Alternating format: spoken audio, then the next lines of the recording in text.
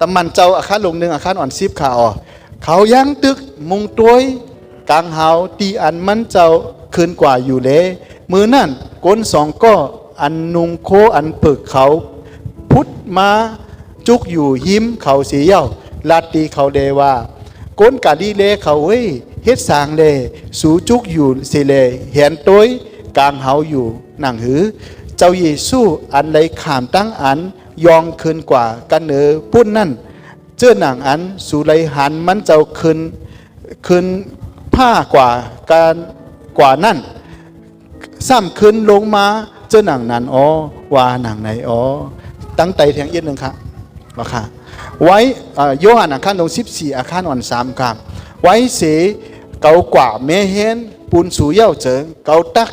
ซ้ำขึ้นมาเอาสูกว่ากะตีเกาปุ่นให้สูไรอยู่จ้อมกะตีอันเกาอยู่นั่นอาเมนพระเป็นเจ้าลาดไว้ว่าเมื่อเจ้าเยซูขามตายเย่าเตียนโมเตียนนีอาเปียเท่าเย่าใน3 วันเจ้าเยซูขึ้นเสียตั้งตายขึ้นเปลี่ยนเสียตั้งตายเมื่อเจ้าขึ้นเปลี่ยนเสียตั้งตายเย่าอยู่40 วันอยู่40 วันเปียตาเปียนาเปียตา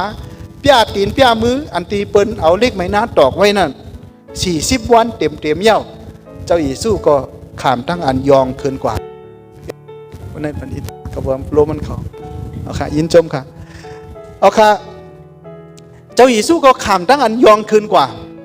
ตีเมืองกลางเขาอันตีโปพระเป็นเจ้าอยู่นั่นค่ะโอเคไปมั่ว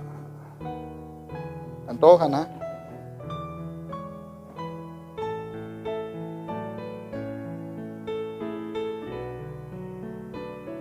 ค่ะ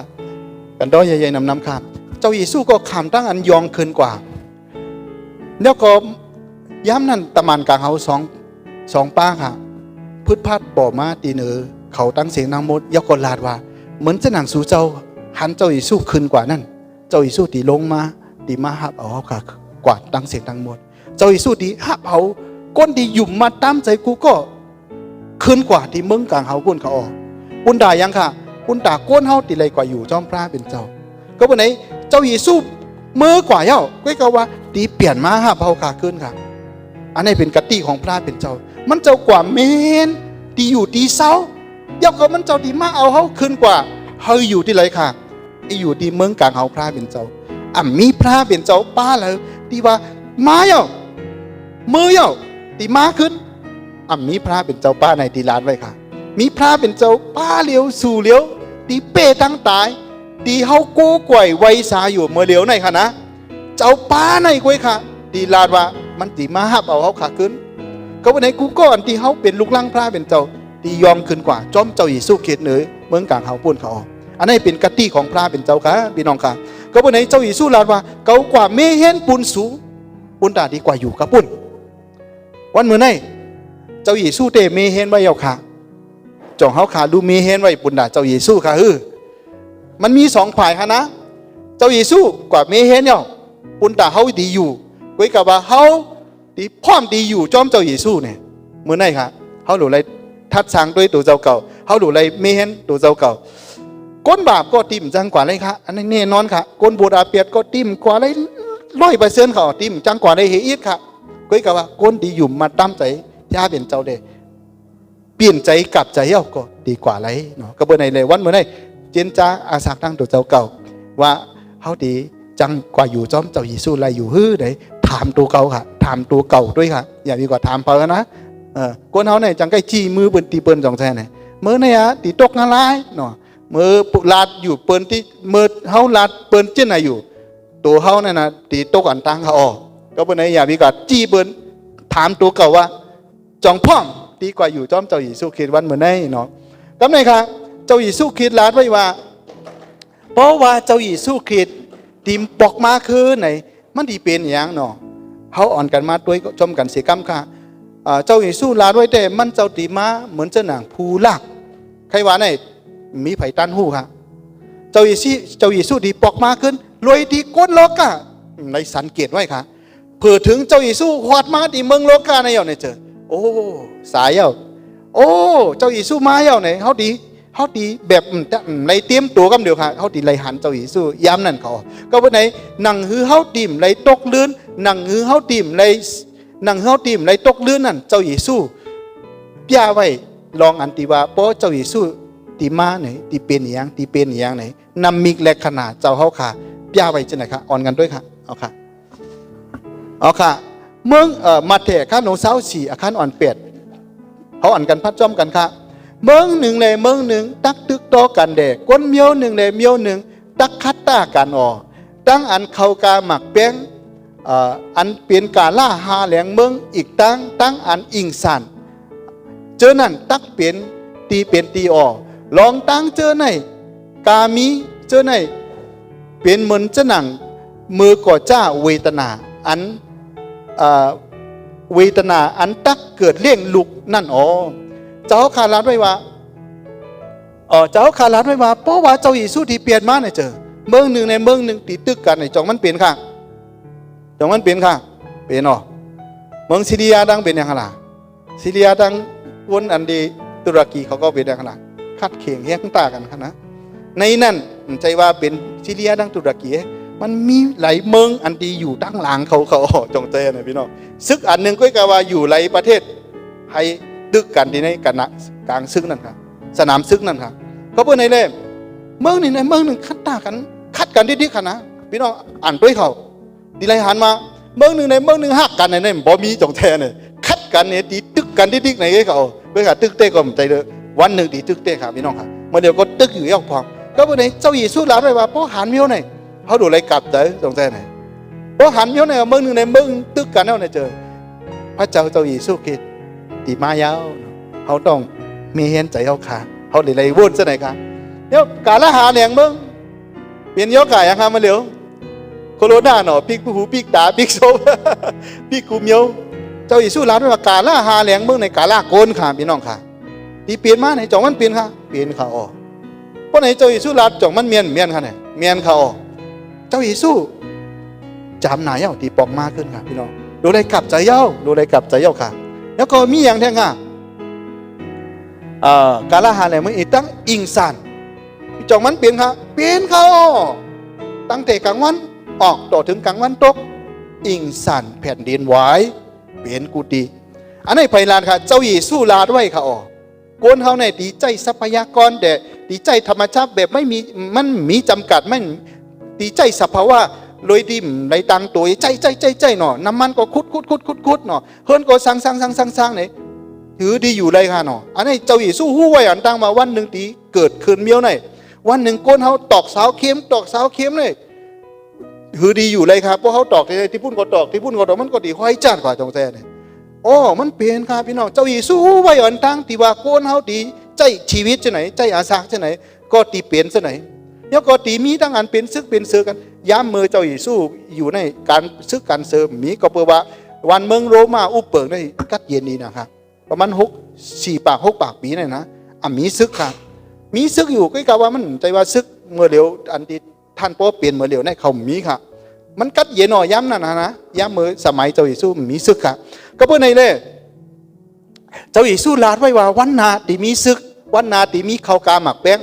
เมื่อเร็ว WHO ค่ะนะไผ่ตั้งอันตีตั้งกินของลูกอ่อนค่ะเนาะเขาลาดไว้ว่าในโลกาเนี่ยค่ะนะเขาคำมันไว้ว่าเมื่อเร็วได้เป็นอย่างไรเจอลูกอ่อน50,000 ก็ในตีอึบตายเนี่ยก็เบอร์ยอกาโคโรนาเนี่ยค่ะนะตีอึบตายอันนี้เขาออกมาขาดด้วยเข่า BBC ค่ะพี่น้องค่ะขาดด้วยเข่า BBC ให้คำด้วยเข่าต่างตีค่ะก็วันไหนลูกอ่อน50,000 ก็ในตีอึบตายอะไรย้อนเบอร์ยอกาในมาเร็วค่ะเขากาหมากเป้งตีเปลี่ยนมาเป็นยอมจองแจ้เนี่ยมันเปลี่ยนได้ค่ะพี่น้องค่ะอันไหนย้ำเจ้าเยซูลาดไว้ร้อนเอาค่ะก็วันไหนมือเขาไหลหู้จะไหนเขาต้องเป็นอย่างขลังกลับเจอเขาต้องกลับเจอเขาต้องเปลี่ยนเจอเขาต้องสารภาพบาปของเขาค่ะกระปือแสงกระปือเจ้าเยซูมาจำหนาเย้าเจ้าเยซูตีมาเย้าเจ้าเยซูลาดไว้โป้หันเมียวในระวังหน่อยค่ะลูกเนาะโป้หันเมียวในไว้สติฟังสติย่อมมีอย่างแทงหาอันไหนกว่าตั้งใจแทงพีอุปัตอันมาแถกข้าลงเสา4ข้าอันเสา1ต่อถึงเสา2ค่ะพีอุปัตอันหยับนา อันอำไปต้อนเปลี่ยนสีปอกเจมมือกำผาจ้าเตนั่นห่านต่อเมื่อเหลียวในแหล่กำลื่นก็ตักอำเป็นแทงเย้าในวานันเสก่อพระเป็นเจ้าให้มือวันเจอนั่นปอดอ๋อกาล่าที่ว่าเป็นพี่กูเซอร์กูเปิงที่ยามเปลี่ยนในเมืองเราค่ะโคโรนายามเปลี่ยนเอาค่ะอันโยในได้ยามเปลี่ยนไม้เอาค่ะไว้กับว่าเมียวตีเฮาคัดหวังไว้ตีเฮาแห้งหนาหรือได้แท้มันดิมีแทงอ่ะมันไปเปลี่ยนเด้อมันดิมีแทงผมฮู้ว่าตีเปลี่ยนในสมัยเฮาหรือว่าเปลี่ยนตีในลูกเฮาผมฮู้มันมีแทงยกก็ติ่มพอเปลี่ยนยกก็ติ่มเปลี่ยนแทงให้ปอกอันไหนค่ะก็วันไหนเลยเจ้านั่นก็ตีเปลี่ยนมาแทงค่ะเมื่อเดี๋ยวในเฮาอยู่ประมาณ1 2 3 4ในเฮาอยู่ดีนับบัตร2เฮาค่ะอยู่ดีนับบัตร2อยู่เมื่อเดี๋ยวไหนพวกเฮาตามตีเจ้าอีสู้ลานกันนะเฮาอยู่ดีเพราะ1 2 3 4เจ้าอีสู้ไม้เอาไหนเฮาอยู่ดีนับบัตร2ไว้ค่ะอันไหนพี่อุปาทอันว่าเฮาไปญาติเด้อค่ะยกก็เป็นอย่างขนาดตั้นคู่กลางเฮาตีสั่นไว้ค่ะตีหงโต๊ะเขาเดินเราเจ้าน่ะตีหงโต๊ะค่ะอันนั้นก็ตีเปลี่ยนแทงก็บ่ไหนเฮาอยู่ประมาณระดับ2ค่ะมันจะเป็นระดับ1นะพี่น้องค่ะอยู่ที่ระดับ2เขาคาลาดเจ้าไหนค่ะในลาดหยันโตเก่าคาลาดด้วยอันเจ้าอีสู้ลาดไว้ข้าก็ต้วยที่ไหนข้าก็ว่นต้วยด่าสิว่าเฮาหลู่ไรกลับใจเย้าเฮาหลู่ไรเมนใจข้าก็เฮ็ดเจ้าไหนอยู่ด่าสิค่ะพี่น้องกันนะข้าต้วยเข่าข้ามในต้วยหลอกต้วยลายค่ะข้าต้วยเข่าว่าจ่องมันเมียนจอมพัดธรรมของพระเป็นเจ้าเนี่ยอ๋อค่ะพวกข้าต้วยเข่าขาดีมาต้วยที่ไหนขึ้นค่ะตรงได้เนี่ยเขาต้วยเข่าต้วยหลายๆเปิ้นเอากันตายมาเปิ้นปิดข้ามต้วยที่ไหนหลายๆค่ะขาดต้วยว่าอันเข่าอันที่ออกมาเมื่อไหนจ่องมันมีในแก้มดีค่ะพอมีไหนก็ข้าก็คิดไว้ว่าอ๋อพระเจ้าลาดไว้เปลี่ยนมายาวก็ผู้ไหนเขาต้องกลับเจอเขาต้องเปลี่ยนเจอเขาต้องเมนเจอเขาต้องเมเห็นเต็มพร้อมปุ่นดาเขาตีเลยกว่าอยู่จอมพระเจ้าพระเป็นเจ้าเนี่ยเขาดูไรต้วยเจ้าไหนค่ะพี่น้องค่ะต้วยเข่าเย้าต้วยแก้มดีกระเบื้องสังเขาดีหู้ว่าพระเจ้าเป็นจริงค่ะพระเจ้าเป็นเต้ก้นนำหนาก็ต้วยหลายๆเลยต้วยเข่าไร้สาระมันใจเจ้าไหนต้วยเข่าเย้าต้วยแก้มดีว่าพระเป็นเจ้าล้านไปจ่องมันเมียนเขาตีเลยหู้ตีนั่นค่ะพี่น้องค่ะเย้าแทงอันนึงค่ะลองตั้งอันให้เมือกเตนำขึ้นมาแหล่เมียตาตั้งหักตีเลขเกมังกว่ากำไตเขาขาเข้มนะคะเลขยักก็เกนะยักก็นะยักก็มังนะนะครับเอาค่ะกำไตเข้มเตะค่ะเลขเกมังกว่าติ๊กๆนะครับเอาพี่น้องค่ะกระบือสังค่ะก้นเขาเนี่ยตั้งให้ในตีนำขึ้นจ่องใจนะนำพี่น้องตัวเขาก็หัวเขาว่าคุยข้ามตัวค่ะเขาเมี้ยวในค่ะนะเขาให้ยังไงเขาลายยังไงข้ามตัวเขาขาดตัวเขาอันตีมีไอโจตัวเขาดีอันตีมีลองดีพี่น้องก็ตัวยังไงคะนะอย่ามีตัวเขาให้อย่ามีตัวเขาอันตีเปิ้นเฮ็ดริมงามจะใหญ่ตัวมันยากหัวใจเขาค่ะมันยากความรู้สึกเขาค่ะมันยากสมองเขาค่ะมันยากกูเมียวขาเนี่ยเขาเฮียงเขาเฮ็ดออกมาจะไหนก้นก็เกียกนำหน้าตรงใจข้ากับตัวเขาขึ้นยังค่ะเขายังค่ะเขาให้เนี่ยก้นตัวนำหน้าโอ้ยก้นตัวเป็นไลฟ์ล้านนั่นเองคนจะไหนหัวใจเขาดีเฮ็ดชื่อดีไรล่ะก้นเขาในหมักตาตัวเจอมันเปลี่ยนดีหัวใจจงใจนะพอเขาตัวหมาปุ่งแตงมั่งนะพอเขาตัวหมาเนี่ยอ๋ออันนี้เปลี่ยนมาเขาในหัวใจเขากะเกี่ยวไว้เอาจงใจนะพอเขาตัวขายให้อันให้ก็ดีเกี่ยวไปในหัวใจเขาค่ะหมักตาเขาขาดตัวอย่างมันดีเปลี่ยนในหัวใจเขาค่ะระวังขนาดเขาตัวลายๆใจค่ะมันเป็นหมักตาเขาเนี่ยเหมือนเก็บผาดเก็บอย่างก็เก็บอันดีภาพยกเอาไว้ในหัวใจไว้ในสมองค่ะลบหยาบนะค่ะนะเดี๋ยวนั้นนะก้นก็เป็นอย่างขนาดเกี่ยงนำนะเพราะเขาอันตีดีๆไหนใครด้วยฮะเพราะเขาให้ไหนก้นด้วยน้ำอันให้เป็นอย่างไหนเจอก้นเขาในเกี่ยงอะไรอย่างค่ะลองให้หมึกน้ำอันให้ในเกี่ยงนะค่ะลองดีได้เพราะเกี่ยงค่ะอันไหนเป็นในกาปันไหนเนี่ยพี่น้องว่นด้วยค่ะมันก็ใจอยู่เต้ๆตรงใจเนี่ยยกก็เป็นอย่างค่ะล่ะตั้งหักเมียตาเนี่ยมันดีเรียกเกมังหนาเนี่ยเขาออกขนาดเป็นเปิ้นโยกาเนาะก้นที่หากินโยกาก็มีแข่งจังเจ้เนี่ยทางทางว่าดีจอยกุ้ยกะว่าหากินจอมโยกาโควิดก็มีอยู่จังเจ้เนี่ยก้นเขาเนี่ยหมอหักกุ้ยกะว่าหาอักโยเองค่ะออกมองก็ได้หักอยู่ขนาดมองก็โกจอยก้นทุกข้าหยับใจอยู่มีพองอยู่กุ้ยกะว่า ก้นกำเก๋ฮะก้นกำน้ำเนี่ยเป็นยังไงเห็นเกตโตสองแสนเนี่ยกว่ามือกว่าเอากว่าซื้อของยังฮะปัดกันกันกันหิมยังฮะหิมกระดาษทิชชู่ว่ะแต่ก็ในเอาเป็นปูกว่าฮะนะเพิกก้นดังหลังมามีใจเอาค่ะมาย้อนซื้ออันหนึ่งที่เจ้าข้ามีเยอะดีกว่าซื้อที่ปุ่นมันมีเยอะปันเอาดูใจตั้งห่างเมียตามันดีมังกว่ากระดาษทิชชู่ยังดีหนาอย่างหนึ่งค่ะนะไว้กับว่าตั้งห่างของกูเนี่ยมันวางหรือกระดาษทิชชู่เปียดอกก็พอดีชีวิตของเขาค่ะเมื่อเหลียวอันเปลี่ยนอยู่นั่นในระหว่างที่เจ้าเยซูที่เปลี่ยนมาเย้าเนี่ยมันเมียนจอมหนังเจ้าเยซูลาดไว้ชัดๆเจนๆค่ะที่เจ้าเยซูลาดไว้เนี่ยค่ะเขาแต่มาเจ้าเยซูเนี่ยมันลาดไว้เนี่ยมันผ่านในมันมีอย่างเหี้ยนะชีวิตขาดีขาหยุ่มมัดพระเป็นเจ้าเนี่ยมันตั้งข้าก็สงสัยพระเป็นเจ้านำหนาฮะไว้กับว่าคันเริ่มห้างพระเป็นเจ้าคันเริ่มหยุ่มยามพระเป็นเจ้าก็เบอร์สางในเจ้าเยซูลาที่เอามันเปลี่ยนเต้ไหนเฮ็ดไทยค่ะมีทั้งหยุ่มหนามขึ้นในกูเจอกูเปิงค่ะโอ้เจ้าเยซูลาได้มันมีอย่างพิษเจ้าเยซูลาได้มันหมั่นเมียนกูเมียวเมื่อนาที่เปลี่ยนอย่างมาในเจ้าเยซูฮาดลาดไว้ไหนเพราะมันลาดไว้เปลี่ยนในวันเหมือนในคาก็ติมหยุ่มค่ะคาที่เป็นก้นจะไหนค่ะนะก็เปิดเจ้าเยซูลาดไว้มันเปลี่ยนมาทุกอันแผ่นดินไว้มันก็เปลี่ยนมาเปลี่ยนซึกไหนก็มันก็เปลี่ยนมาก้นเฮาตีตั้งหักตีนกว่าก็มันก็เปลี่ยนมาลองตั้งเจ้าในเฮ็ดไทยค่ะมีดังหยุ่มในเจ้าเยซูนำขึ้นก็เปิดเจ้าเยซูเปลี่ยนเต้มันเจ้าว่ามันเจ้าตีมาเฮาค่ะข้าก็หยุ่มในใจก็เปิดสังก็เปิดพระเจ้าเยซูคิดเฮาค่ะลาเที่ยวมันเปลี่ยนเต้ค่ะฮาเลลูยาค่ะมันลาเที่ยวเปลี่ยนเต้ก็เปิดในพี่น้องใหญ่อยู่นิ่งค่ะนะเฮาหลุดเลยกลับใจเพราะว่าเจ้าเยซูมาเมื่อไหร่เฮาตีได้เตรียมพร้อมดีกว่าจอมเจ้าเยซูคำเดียวค่ะเพราะว่าเขาอยู่เมากินมังมือเจ้าเยซูมาเขาติ่มตั้นกว่าจอมเจ้าเยซูเลยเขาติได้อยู่ในเมืองโลกาในยกตีตุกข้าหยาบใจกินใจยกตีตายกว่าอันไหนหนังเขาติ่มเปลี่ยนเสนไหนเขาอ่อนกันเตรียมพร้อมสีกำยกแทงอันหนึ่งกำลื่นค่ะ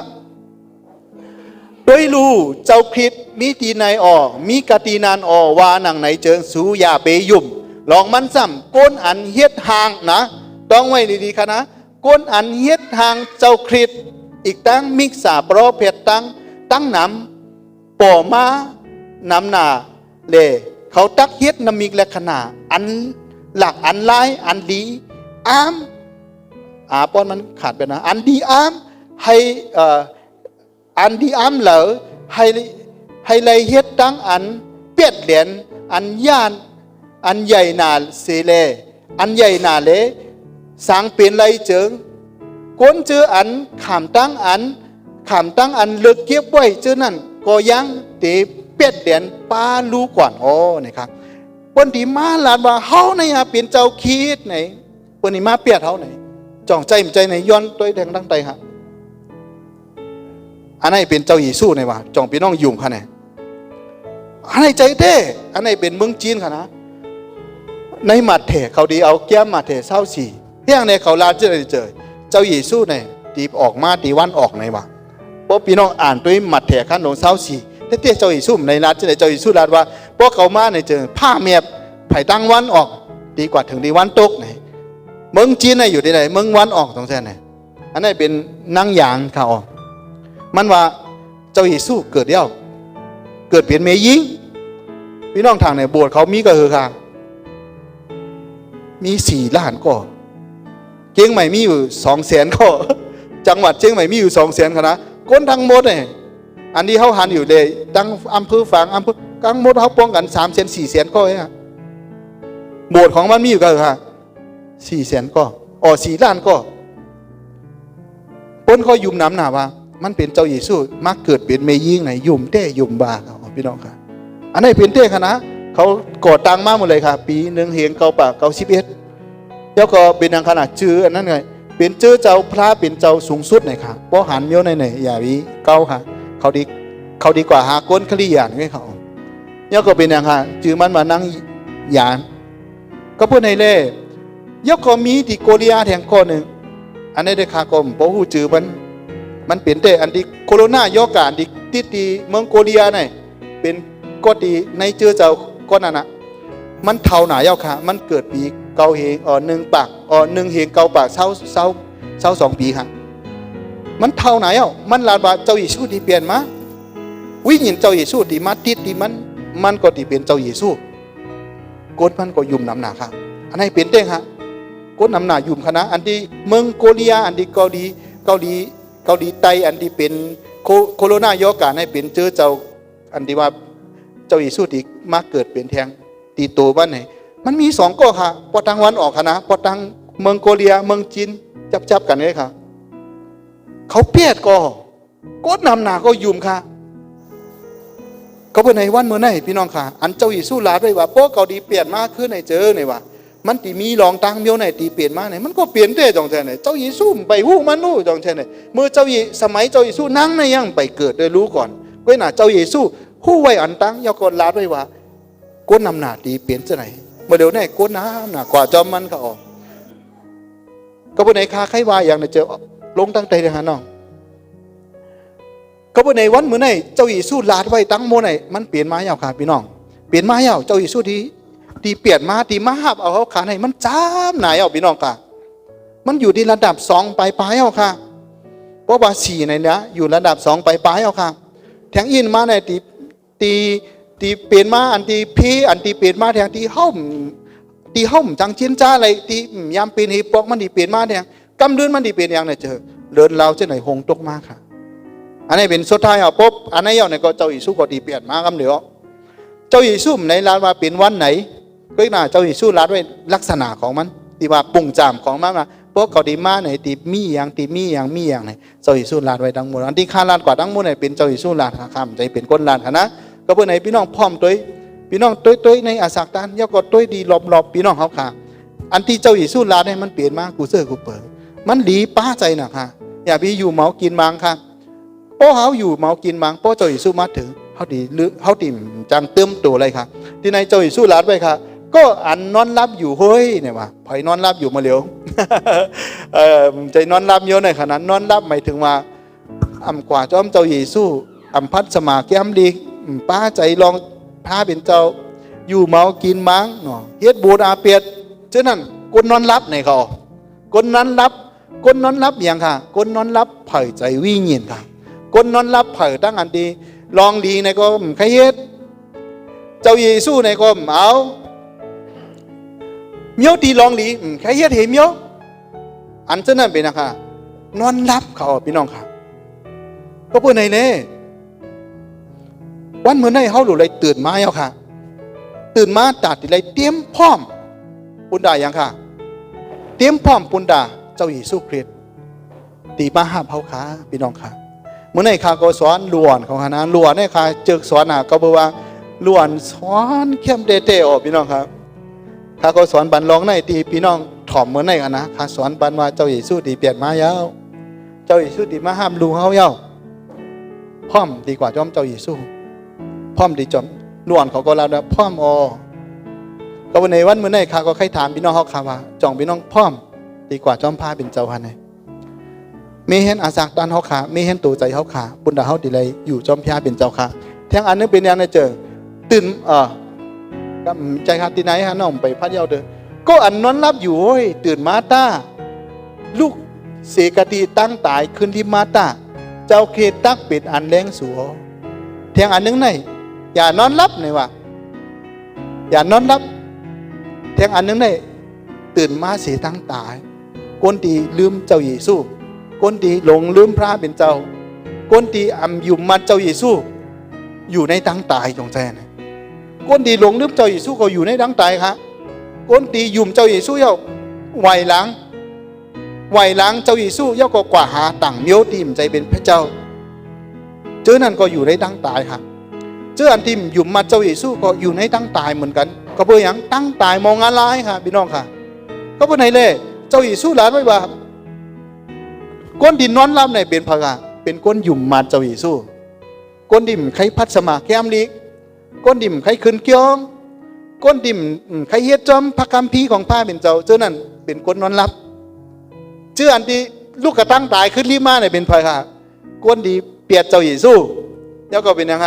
ก้นดิ่มอยู่มัดเจ้าเยซู กูก็อยู่ในตั้งตายเพราะวันหนึ่งตายในเมืองกวนดีกว่าตายในมองอะไรเถอะตายเอามันดีตายเอาเปลี่ยนมาตายเอาเปลี่ยนมามันดียำมันดีมีวันที่ว่ามันมีวันตายแทงเนาะเอาค่ะมันดีวงเวียนอยู่ในมองอะไรนั่นตาเสียค่ะนั่นมีวันออกมาแทงอะไรอ่ะก็เป็นไงเลยก้นเชื่ออันตีนอนรับก้นเชื่ออันตีตายอ่ะเจ้านั่นดังเสียงดังหมดที่ว่าอยู่มาเจ้าอิสู้เปียเจ้าอิสู้เจ้านั่นย้อนกลับมาขึ้นเสียกรรมค่ะเมื่อเหลียวในเป็นข้าวยามตีหลีปุนดาพี่น้องเขาขาดังเสียงดังหมดค่ะย้อนกลับใจเสียกรรมค่ะก้นดีเฮ็ดอ่ำดีอ่ำงามเจ้านั่นนะก้นดีอยู่ในโบสถ์อาเปียเจ้านั่นกลับใจค่ะเฮ็ดอ่ำดีอ่ำงามก็เปลี่ยนว่างค่ะข้าก็รัดเจ้าไหนตูเจ้าก็ตาเสียเขาข้าก็มใจว่าเป็นก้นดีกูก็ในเมืองโลกาตองแต่เนี่ยก็กล่าวว่าข้าก็สอนใจสอนตัวข้าตาเสียว่าเพราะว่าเมื่อไหร่วันไหนที่เขาหมดกว่าเชียงกว่าในเมืองโลกานั้นก็เมื่อเจ้าอิสู้มานั่นอาสักต้านเขาเนี่ยมันดีกว่าหาเจ้าอิสู้ไรฮะในขาดถามเจ้าในตาเสียเขาพี่น้องคะข้าว่าโอ้ชีวิตเขาเนี่ยพอเปลี่ยนเจ้าในหือดีกว่าญาเจ้าอิสู้ไรล่ะเนาะพวกเขาญาเจ้าอิสู้ในเจ้าอิสู้ดีหูจักเขาว่าเนี่ยเขาวนเจ้าในสอนตัวเจ้าเก่าตาเสียค่ะโอ้พอไหนได้เขาดูเลยไม่เห็นใจเขามีเอาดีมหลีก็เปียดว่างมีเอาดีหลีก็เฮ็ดอันนั้นคือเป็นอย่างไรก้นตีตื่นเตียนอยู่ในรองดีค่ะก้นตีตื่นเตียนอยู่ในพระเป็นเจ้าก็ตีเปลี่ยนเจ้าไหนเนาะก้นดิมตื่นเตียนในพระเป็นเจ้าได้กินเราก็กินเฮ้ว่นดิมงามก็ว่นเฮ้ต้อยดิมงามก็ต้อยมีการกลับใจเฮ้อันนี้ค่ะมีเอาในได้เป็นอย่างไรก้นนอนรับเขายุ่มเจ้าเยซูอยู่ก็กะว่านอนรับอยู่ครับปนนอนรับเย้าในเป็นอย่างไรปนตื่นมาในเจ้าเยซูมาเย้าเนาะเขาตีตกเดินกว่าคำเดียวครับย้ำในเขาตีเฮ็ดจึงมีขนาดพี่น้องในแคมป์ดีมียิงซิปก็จงใจไหนอันนี้ขาดอีลาดอีกหนึ่งครับมียิงซิปก็หาก็ไหนมีกอกไผ่มีน้ำมันแทงหาก็มีกอกไผ่ปลาน้ำมันอยู่ก็กะว่ามีน้ำมันเหลือแทงหาก็ในปีนะปลากอกไผ่ในกอกไผ่ก็มีน้ำมันอยู่แล้วก็มันมีเตาน้ำมันปลาแทงเพราะว่าน้ำมันหมดกว่าเสียงกว่าเขาดีเอาเตานั่นแล้วก็พี่ใส่ดีกอกไผ่นั่นทึนหาก็ในปีนะเตรียมพร้อมไว้แทงหาก็ในเตรียมพร้อมอันนี้เป็นภาษาลาตีก้นดีอยู่มาเจ้าอิสู้เขา10ก้อนนะก็เป็นไหนมือเจ้าอิสู้มือลูกเขยใหม่หน่อยอันนี้เขาดีเขาในปอย2 มังกรครับเมื่อลูกเขยใหม่มาที่ว่าเป็นเจ้าอิสู้มาเย้าน่ะหาก้อนไหนเขาปากอกไผ่ปาน้ำมันยกปาเตาน้ำมันเขาพร้อมตาดีขึ้นกว่าจอมเจ้าอิสู้คริสต์เขาพร้อมปุณาดีเขากว่าจอมเจ้าอิสู้คริสต์กุยกะว่าก้นแทงหาก็ซ้ำเป็นอย่างขนาดในเตรียมพร้อมมือเจ้าอิสู้มาเย้าในเจอกอกไผ่เขาเนี่ยมีไผ่เอาเขามันหมดกว่าเย้าเฮ็ดเจอกำในห้องจังเขาจอมเจ้าอิสู้เย้ากำในเขากว่าย้อนหิมหาก็ปั่นอินรู้เลยว่าโอ้ปั่นไรคามโยนในเด้กว่าซื้อทั้งหน่อยละเพื่อเขากว่าเสื้อพักดูก็ปีกว่าเบิ้งกลางเขาปีกเอาค่ะก้นหาก้มจังเขาอยากกอดต่อยพักดูเจ้าเยซูย้อนปืดปั่นพักดูยี่หนึ่งเจ้าเยซูโกลานว่าเฮาหูจักสูออกกว่าละสูเจ้าอันให้เมือออกกาไว้เฮาหูจักสูไหนเจ้าเยซูดีลาดเจ้าไหนดีเฮาขาในเขาพี่น้องค่ะพอเขากอดถึงดีมึงกับเขากอดต่อยพักดูว่าเจ้าเยซูลาดว่าไปนะหูสูเจ้า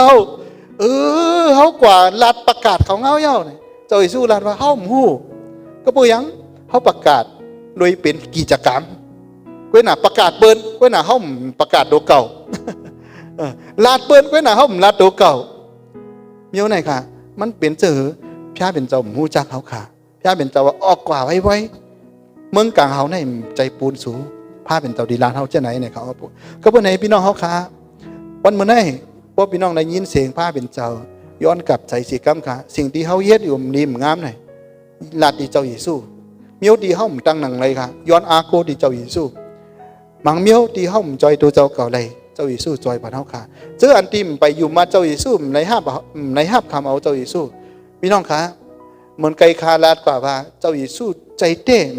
ไหนคาก็ลาดกว่าดังโมดเอาค่ะเนาะอันที่คาลาดกว่าดังโมไหนมันเป็นอยู่ดังนอกตรงใจไหน อันนี้เจ้าเยซูลาเดียวตั้งหมดจ่องดีเปลี่ยนมากำหลังเลยค่ะก็บนไหนพระเจ้าเขาเนี่ยมันหู้หนาหู้หลางหู้นาเขามันเจ้าหู้มือไหนมันเจ้าหู้อนาคตมันเจ้าดีมือเขาตายกว่าอันที่เปลี่ยนมาเมื่อน่ะเจ้าเยซูเคยก็ยังมีไว้ที่นั่นเขาเมื่อไงน้องไอ้คำหนุ่มมันพัดสมัครย้ำเลยเจ้าเยซูเป็นยังไงล่ะมือไหนเมื่อไงพัดกับไอ้อย่างเงี้ยย้อนด้วยฮะเจ้าเยซูคิดมือไหนมือพุกมือหนาสืบตำใครว่าเจ้าเยซูมือเข้าไปเกิดเจ้าเยซูจงอยู่ค่ะอยู่ย่อเมื่อเลี้ยวเจ้าเยซูอยู่มือเขาตายกว่าเจ้าเยซูก็ตีอยู่จอมก้นรุ่นใหม่เขาตรงใจนี่อันนั้นค่ะเอาค่ะเจ้าเยซูสร้าง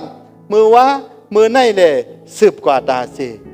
อ่ำเล็กอ่ำลายเลยเปลี่ยนเหมือนเก่าไว้อยู่อ๋อตั้งไทยได้เป็นอย่างไรพระเยซูคริสต์เอาค่ะย้อนพระอันตั้งไทยวันเข้มๆเรียบๆอีกหนึ่งก้อนหนึ่งค่ะ1 2 3ตั้งไทยฮะ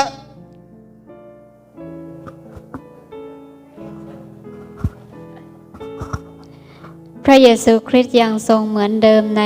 เวลาวันนี้และเวลาวันนี้และต่อไปเป็นนิจการ เอาค่ะน้องอิงเขาค่ะจอยฟันเขาค่ะก็วันไหนภาพเป็นเจ้าเขาเนี่ยมันเหมือนไหนมือว่ามือไหนยกกับมือผูกแทงมีวันสุดเสียงเจ้าเยซูเขียนเขาค่ะอยู่ไว้ด่าเสก็วันไหนพ่อพี่น้องค่ะเจ้าเยซูป้านให้ค่ะน้ำมันเจ้าดีมาหาเขาค่ะคืนค่ะมันเจ้าดีเมื่อเดียวมันมือป้นมา 2,000 ปีมันคืนกว่าเอ้าก็เขาว่ามันดีมาหาเขาค่ะคืนยกก็ตีไรกว่าอยู่ที่อันเจ้าเยซูเมเห็นไว้บนด่าเขาค่ะเชื่ออันเขาค่ะลูกล้างพระเป็นเจ้าอย่าไปนอนรับสิกรรมค่ะปนนอนรับไหนกว่าเด้ฮะนะปนนอนรับไหนกว่าเด้ก้นที่ยุ่มเจ้าเยซูที่ว่าตายก้นที่ตายก็ลึกขึ้นมาใครว่าไงก้นที่ยุ่มเจ้าเยซูก้นที่เปียดเจ้าเยซูเจ้านั้นก็ย้อนกลับมาหาพระเป็นเจ้าไว้ขึ้นค่ะก็บอกว่าอาขิงย้ำในเป็นเวลาดีปุ่นดาเฮาตีเลยไม่เห็นตัวใจเฮาขาครับอาขิงย้ำในเป็นเวลาของเฮาขาปุ่นดาเฮาดีกว่าอยู่จอมเจ้าเยซูคือครับให้พระเป็นเจ้าปันดังดีกันเนอะพี่น้องเฮาค่ะให้พระเป็นเจ้าปันดังดีสิกรรมค่ะอ๋อ